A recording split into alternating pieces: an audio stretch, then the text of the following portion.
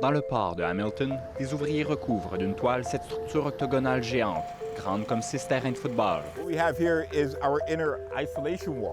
Sous la toile, des parois d'acier enfoncées dans le lit du lac Ontario renferment près de 600 000 mètres cubes de sédiments contaminés, assez pour remplir au tiers le centre Rogers à Toronto. La structure doit permettre d'assainir le récif Randall. C'était le plus grand site contaminé du côté canadien des Grands Lacs. Les sédiments du récif contenaient des hydrocarbures aromatiques polycycliques, des substances tenaces, toxiques et cancérigènes, explique le gestionnaire du projet de décontamination.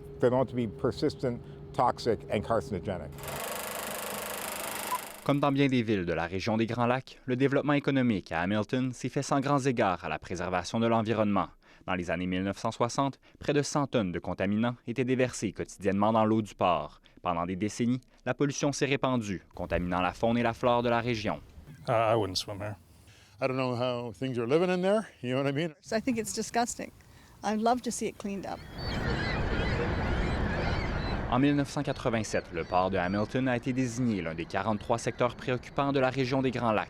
Le projet d'assainissement du récif Randall a pour but de retirer ce port de la liste. Une pompe de dragage a aspiré du fond de l'eau les sédiments les plus nocifs et les a déversés dans la structure d'acier où ils sont enfermés.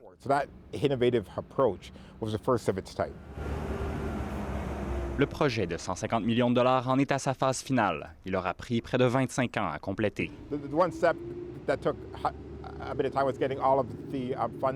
Financer le projet a été laborieux. Après une décennie de négociations, la facture a fini par être divisée en 3. Un tiers du fédéral, un tiers de la province et un tiers des acteurs locaux, surtout des municipalités. La scierie Stelco, voisine du récif, a été la seule entreprise privée à contribuer au projet. Elle a fourni les 14 millions de dollars d'acier qui forment la structure. À ce jour, Ottawa a financé plus de 200 initiatives pour nettoyer les Grands Lacs. Chaque fois, trouver des partenaires financiers est un casse-tête.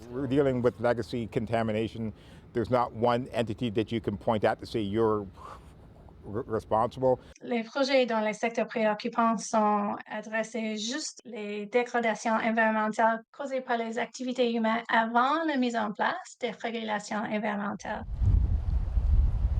Les États-Unis font face au même problème. Dans la région de Détroit, par exemple, plus de 5 millions de mètres cubes de sédiments contaminés doivent être tirés des cours d'eau. Le coût estimé de l'opération, près d'1,5 milliard de dollars américains. Jusqu'à 65 % de cette somme pourrait provenir de Washington à travers le Great Lakes Legacy Act. But where does the 35%?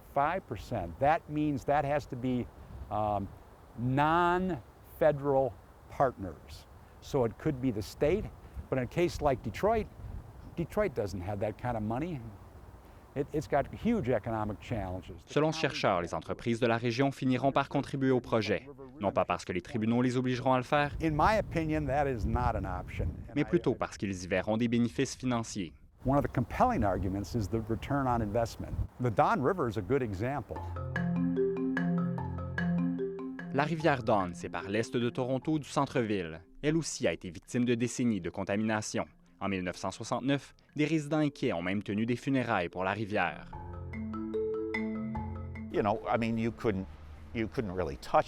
John Wilson est l'un de ceux qui se sont battus pour que le cours d'eau soit nettoyé.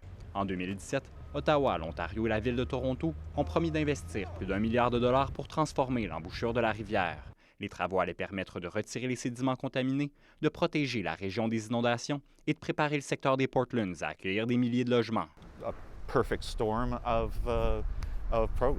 De quoi rentabiliser les sommes investies dans le projet. À Hamilton, cette structure deviendra un quai et permettra de desservir une future raffinerie de sucre en construction aux abords du récif Randall. Les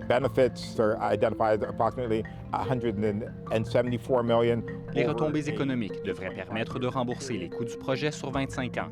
Un retour sur investissement qui pourrait amener d'autres initiatives à se concrétiser. Ici Annick Lepage, Radio-Canada.